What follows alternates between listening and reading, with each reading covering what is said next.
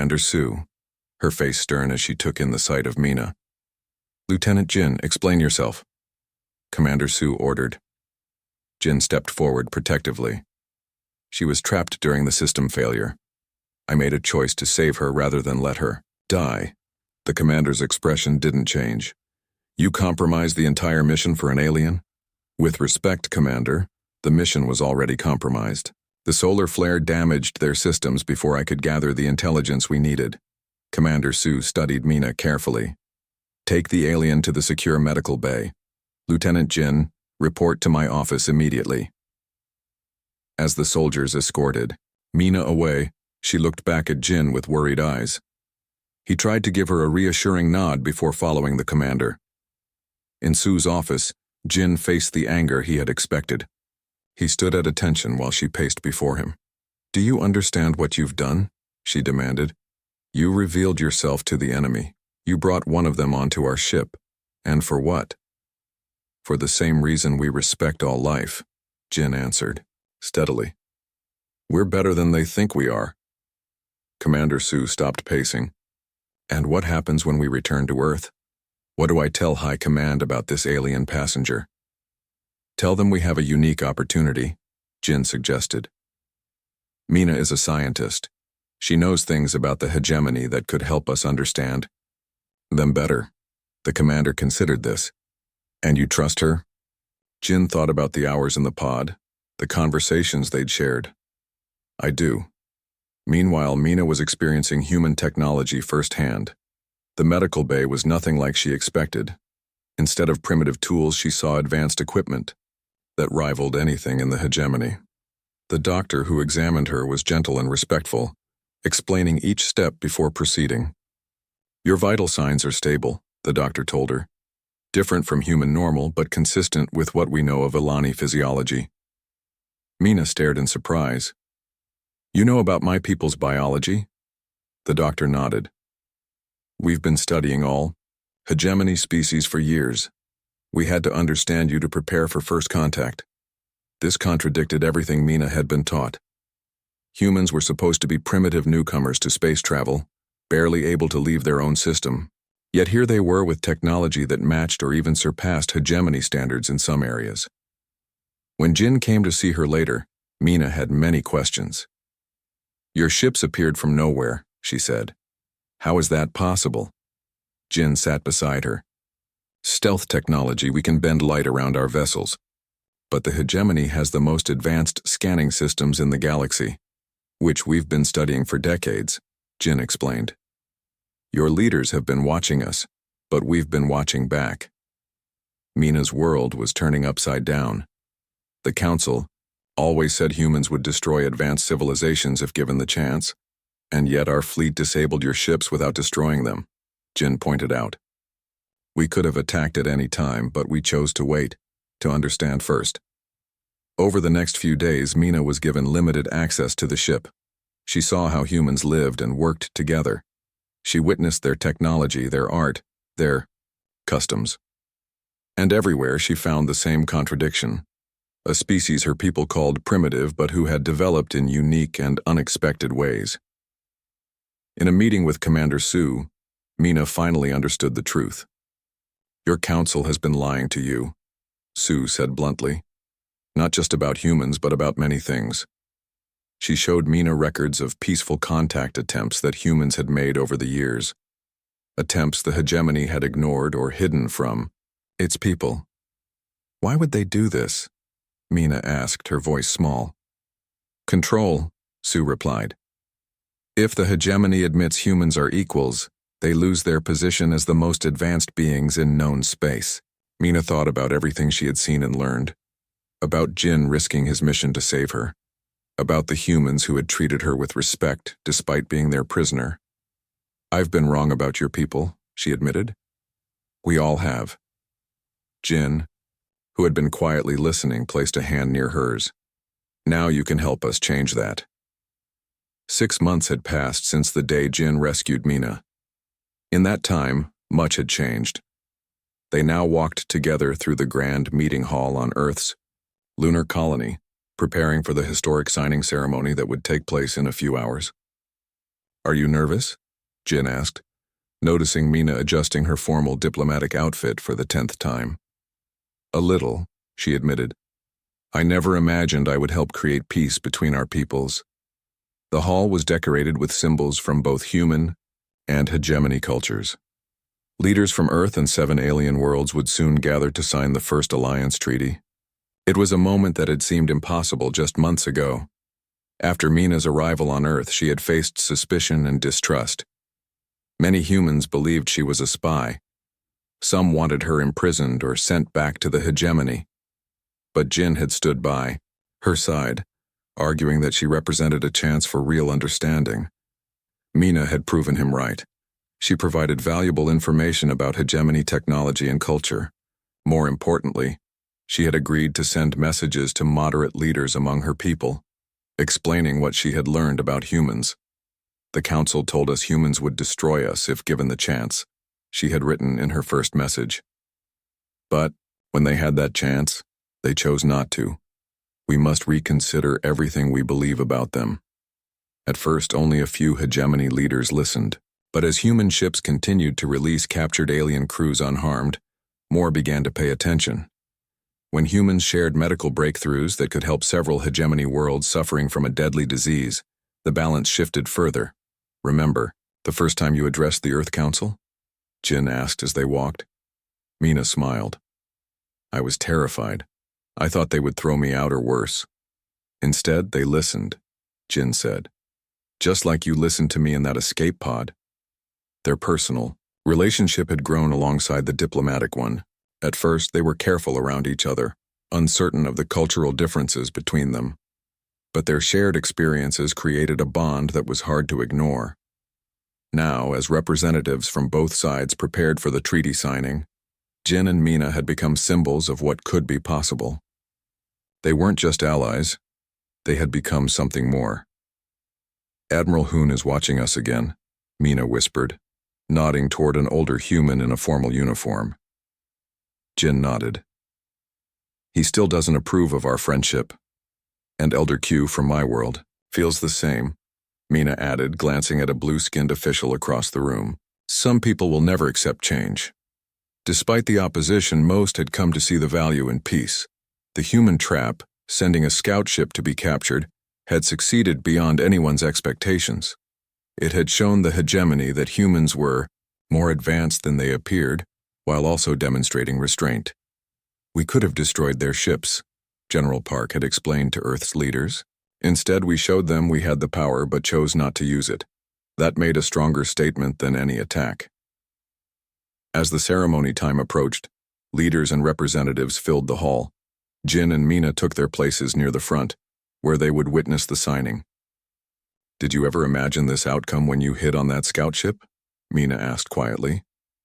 Jin shook his head. Never. I expected to gather information and maybe help win a war. I never expected to help prevent one. When the Earth President and the Hegemony High Elder took their places at the signing table, a hush fell over the room. The two leaders, once prepared to lead their peoples into conflict, now sat together to create peace. This treaty marks not an end but a beginning, the President said. A beginning of understanding between our worlds. The High Elder nodded. We have much to learn from each other. This is the first step on a long journey together. As they signed the document, Jin felt Mina's hand slip into his. It was a small gesture, but in that moment it represented everything they had fought for. Connection across differences, trust where there had been fear. What happens now? Mina whispered. Jin squeezed her hand gently. Now we build something new, together. Around them, humans and aliens who had once prepared for war now talked of trade, of cultural exchange, of shared research. It wasn't perfect, there were still tensions and disagreements, but it was a start. As they walked out onto the observation deck later, Earth hung bright and blue in the black sky above them. Jin thought about how close their peoples had come to war, and how one small choice, the choice to save Mina, had changed everything. I'm glad you were the human hiding on that ship, Mina said softly. Jin smiled. And I'm glad you were the alien I found trapped in that lab. Under Earth's watchful gaze, they stood together, no longer enemies or even just allies, but something entirely new. Two people from different worlds who had found understanding in the most unlikely place. The end. Into one of the small vessels designed for emergencies. As the pod launched away from the damaged hegemony ship, they saw the space around them light up. The human fleet had arrived, surrounding the alien armada with dozens of warships that had appeared seemingly from nowhere. The trap was complete, but now Jin was no longer part of the plan. He had saved an alien instead of completing his mission. He wondered if he had made the right choice. Beside him, Mina watched her people's ships with wide eyes. Everything she thought she knew about humans had just changed. The small escape pod drifted through space. Inside, Jin and Mina sat across from each other, the tension between them thick as the metal walls around them. The pod's life support systems hummed quietly, keeping them alive as they floated away from the battle. Jin checked the communication system again but found only static. The human and alien fleets were jamming all signals in the area. No one would find them until the battle ended. How long will the air last? Mina asked, breaking the silence. Jin studied the pod's simple control panel. About 30 hours if we're careful. Mina's skin, which had a light blue tint, seemed to pale. And the battle? Could be over in minutes or days. Jin leaned back, against the wall. All we can do is wait. They fell silent again. Jin watched Mina carefully. She was the first alien he had ever seen up close. Her people, the Alani, looked similar to humans in many ways. 2 arms, 2 legs, 1 head. But her skin had that blue color. Her ears were larger and pointed, and her eyes were wide, with pupils that expanded and contracted like a cat's. Why? Did you save me? Mina finally asked. Jin considered his answer carefully. It seemed like the right thing to do. Even though I'm your enemy? Are you? Jin raised an eyebrow. Did you personally attack Earth or harm humans? Mina shook her head. No, I'm a scientist, not a soldier. Then you're not my enemy. Jin reached into a compartment and pulled out 2 small packets. Food ration? It's not great, but it's better. Then nothing. Mina hesitated before accepting the packet. She studied it carefully, then watched Jin open his and take a bite. Only then did she try hers. It's actually not bad, she said, sounding surprised. Better than what they feed us in basic training, Jin replied with a small smile. As they ate, the tension began to ease. Jin explained how he had been chosen for this mission because of his training in both combat and engineering. Mina told him about her work studying different species technology. My people always said humans were dangerous, Mina said, that you would destroy advanced civilizations if given access to our technology. Jin frowned. Is that what the hegemony teaches about us? Yes, that humans multiply too quickly and adapt too fast, that you would overwhelm the galaxy if not controlled. And what do you think now? Jin asked. Mina looked at him thoughtfully. I think there is more to learn. Through the pod's small window they could see flashes of light in the distance, the battle between their peoples. Yet in this tiny space they found a strange peace. Jin showed Mina pictures of Earth on his small device, oceans, mountains, cities. Mina described her homeworld with its floating cities among the clouds. They discovered they both enjoyed solving complex puzzles and had chosen careers that let them explore the unknown. Your people have been watching us for a long time, haven't they? Jin asked. Mina nodded. The hegemony discovered Earth nearly 50 of your years ago. We've been observing since then, but never making contact. The council decided humans weren't ready. Mina looked down. Now I wonder if it was the council that wasn't ready. As hours passed, they talked about their childhoods, their families, their hopes. Despite coming from different worlds, they found surprising similarities. Both had lost parents young. Both had questioned authority. Both had chosen paths that others didn't understand. Tell me honestly, Mina said as the first day in the pod came to an end.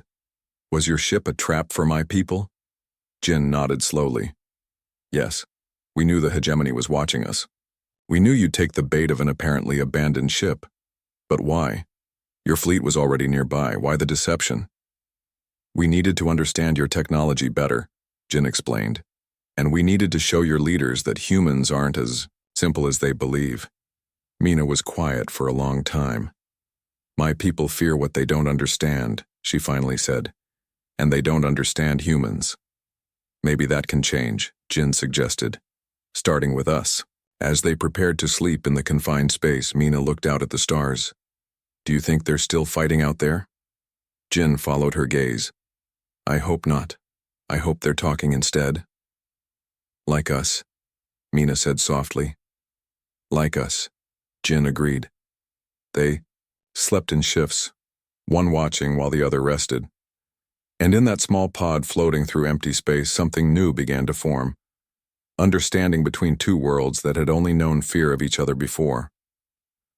The rescue ship found Jin and Mina after 33 hours in the escape pod. Their oxygen had nearly run out. The human vessel, called the Horizon, was twice the size of the pod but still small compared to the hegemony ships. As the tractor beam pulled them in, Jin felt relief mixed with worry. He had no idea how his commanders would react to the alien he had saved. The airlock opened to reveal 4 armed soldiers pointing weapons at them. Behind them stood Ko. Here's part 1. The capture in around 800 words written in simple basic English with a third-person style. The massive alien ship moved slowly through space. Its dark metal hull shone under the light of distant stars. Inside, Captain Day of the Galactic Hegemony stood tall on the bridge. His 6-fingered hands clasped behind his back as he watched the main screen. Sir, we found something, said Officer Hana, her voice filled with excitement. A human scout ship, drifting near the boundary of our space. Captain Day's mouth curved into a smile. The hegemony had been watching humans for years. These creatures from Earth were still new to space travel. Their technology was simple compared to the many alien races that formed the hegemony. Yet humans moved through space faster than anyone expected. Any life signs? Day asked, walking closer to Hana's control panel. None that we can detect, she replied, her fingers moving quickly over the glowing surface. The ship appears damaged.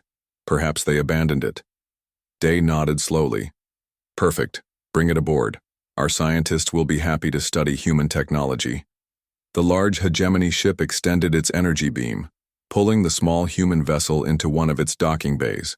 The human ship looked tiny compared to the alien craft that captured it. What the aliens didn't know was that they weren't alone. Hidden in a secret compartment beneath the floor panels of the human ship, Lieutenant Jin lay perfectly still. His dark eyes were open, watching a small screen that showed him everything happening outside. The capture was going exactly as planned. 3 weeks earlier, at Earth Defense Headquarters, Jin had volunteered for this dangerous mission. The hegemony thinks we're just simple creatures, General Park had told him during the briefing. They don't respect us. They think our technology is basic. We'll use that against them. The plan was simple but risky. Jin would pilot the scout, ship to the edge of hegemony space, then make it look abandoned. When the aliens took the bait and brought the ship aboard, Jin would gather intelligence about their technology and defenses. Meanwhile, the main human fleet would follow at a safe distance, waiting for Jin's signal to attack. Now, as Jin felt the ship being moved into the alien vessel, he controlled his breathing. Years of training had prepared him for this moment. He checked his oxygen levels and weapons. Everything was ready. In another part of the hegemony ship, young scientist Mina prepared to join the inspection team. Unlike most of her people, Mina found humans fascinating. While others saw them as primitive, she saw their potential. Their ability to adapt and their creative solutions to problems impressed her. Remember, don't touch anything without scanning it first, her supervisor warned the team. Humans may be primitive, but they are unpredictable. Mina nodded, though she didn't share her supervisor's opinion. She followed the team to the docking bay where the human ship waited. The alien scientists wore protective suits as they approached the small vessel. Let's see what secrets this ship holds, Whaley, the supervisor said as they opened the main door. Inside, the human ship was dimly lit by emergency lighting. It looked simple compared to hegemony technology. The control panels used physical buttons instead of mind links. The navigation system relied on basic star charts rather than the advanced quantum mapping the aliens used. How do they even travel between stars with such simple tools? One scientist laughed. Mina moved deeper into the ship, away from her laughing colleagues. Something about this vessel didn't feel right to her.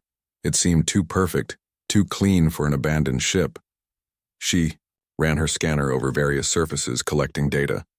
In his hiding place, Jin watched Mina through his monitors. She seemed different from the others, more careful, more respectful of human technology. He noticed how she gently touched the control panels, studying them with genuine interest rather than mockery. "This one might be trouble," Jin whispered, to himself.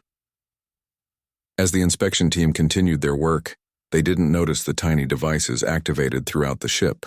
Each time they scanned something, their own systems were being scanned in return. When they accessed the ship's computer, hidden programs slipped into their systems. The trap was working perfectly. Mina paused near the back of the ship. Her scanner showed an unusual reading beneath the floor panels. She knelt down, her hand hovering over the spot. Jin held his breath.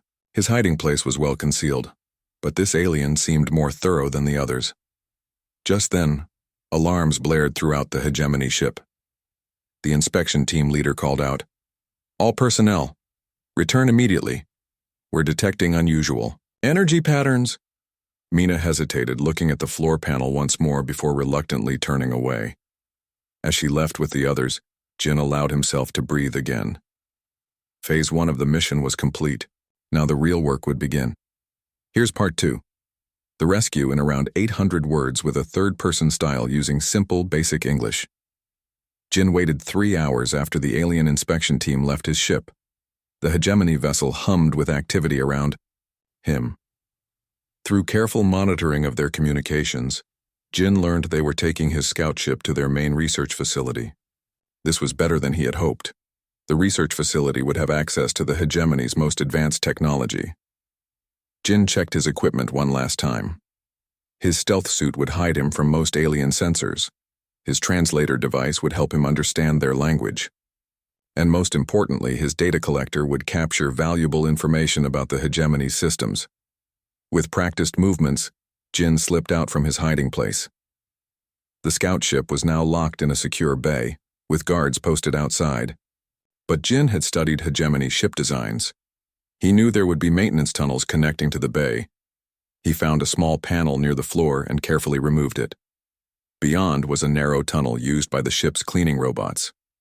Jin squeezed his body into the tight space and began to crawl. Meanwhile, in her laboratory, Mina worked late analyzing samples from the human ship. Something about it bothered her. The technology seemed too perfect. Not advanced, but perfectly designed for its purpose. It didn't match what she knew about human engineering. "They're more clever than we give them credit for," she muttered to herself. Suddenly, alarms blared throughout the ship. The lights dimmed, replaced by red emergency lighting. Mina felt the ship shudder beneath her feet. "Attention all crew," came the captain's voice over the speakers. "We are experiencing a power surge in sectors 7 through 12. All personnel evacuate those sectors immediately." Mina looked up in alarm. Her laboratory was in Sector 9. She quickly saved her data and headed for the door. But as she reached it, the ship shuddered again, more violently this time. The door slammed shut and locked automatically. Mina pressed her hand against the emergency panel, but nothing happened. The system was not responding. She could hear the air circulation system shutting down. Soon there would be no oxygen in the sealed room. Jin was making his way through the maintenance tunnels when the alarm sounded. He felt the ship shake and knew something had gone wrong. This wasn't part of the human plan. A real emergency was happening. He checked his small computer screen, which showed a map of the hegemony ship. Multiple systems were failing in several sectors. One of them contained life signs. A single alien, trapped. Jin hesitated. His mission was to gather intelligence, not to reveal himself, but someone was in danger. If he did nothing, they would die. With a sigh, Jin changed direction. He crawled faster through the tunnels, following his map to the trapped alien. The tunnels grew warmer as systems overheated around him. Twice he had to wait as groups of aliens ran past, evacuating the dangerous areas. Finally, he reached the panel that would open into the laboratory where the life sign was detected. Jin peered through a small crack and saw her, the same alien scientist who had almost discovered his hiding place earlier. Mina was trying to force open a vent in the ceiling, but it wouldn't budge. The air was growing thin. She could feel herself getting lightheaded. Then she heard a noise behind her. The wall panel slid open and a figure stepped into the room. Mina froze in shock. It was a human, dressed in a dark suit with equipment strapped to his body. His face was partially covered by a breathing mask, but she could see his eyes, determined and alert. "If you want to live, come with me now," the human said in her language. "This section will decompress in 3 minutes." Mina stared at him. A human? Here? How was this possible? She had so many questions, but there was no time. "Why would you help me?" she managed to ask. Jin shrugged. "Because you need help. Decision time, stay or go." Another violent shake rocked the ship. Part of the ceiling collapsed nearby. Mina made her choice and moved toward the human. "Lead the way," she said. Jin guided Mina into the maintenance tunnel. It was a tight fit for her taller frame, but fear gave her motivation. They crawled quickly, Jin checking his map regularly. "The emergency escape pods are 2 levels down," he told her. "We can reach them through these tunnels." As they moved, Mina realized the truth. The scout ship was a trap. You were hiding on board. Jin didn't answer. He didn't need to. They reached the escape pod bay just as another explosion rocked the ship. Jin helped Min,